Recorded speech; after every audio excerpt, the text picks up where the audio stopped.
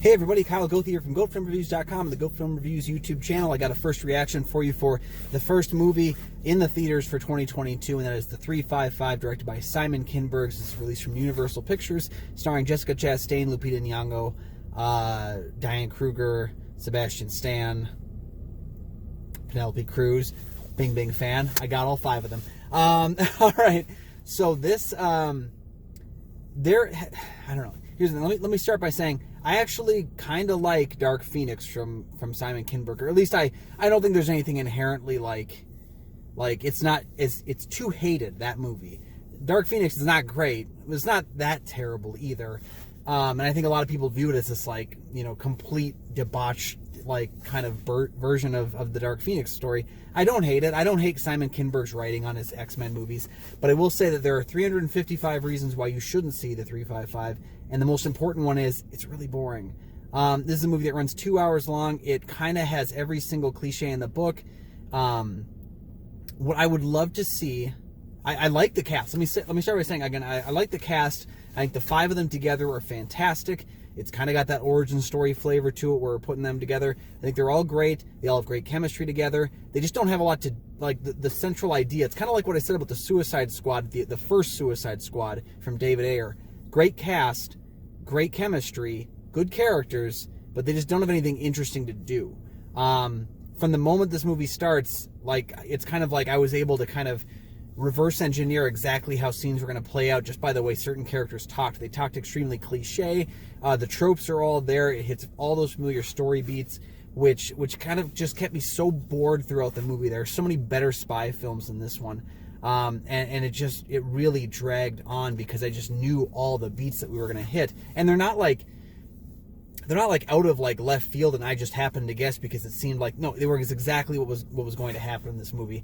You know, a couple third act reveals that just really did nothing. An epilogue that I almost had to stop myself from audibly groaning. A far-fetched epilogue to this movie that just was like, I can't believe we're spending time on this.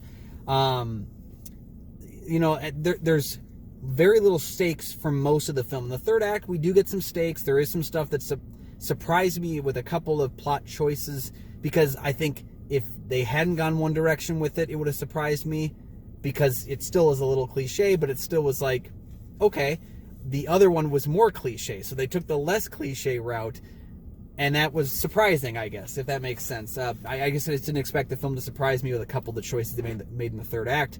I like that for the most part the women are not inherently sexualized in the story. You know, it's a spy movie, so everyone's looking their best. I think to say like that, you know, they're sexing up the female characters because it's a female spy movie. We sex up James Bond all the time in a male spy movie, so don't give me that crap. The only thing I didn't like about it was, like, there are moments when they're not undercover that a few of them are still running around in heels. I don't understand that at all, because in no way would you do that. I mean, have we not learned from Jurassic World?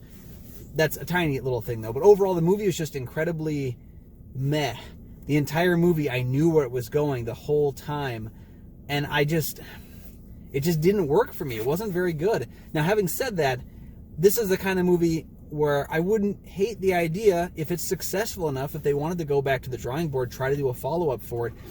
There's just a lot of things they need to learn if they make a second film, because this one hits all the familiar beats, and it should be better than that. Our actresses in this movie are better than the roles that they're given, than the story that they're given here.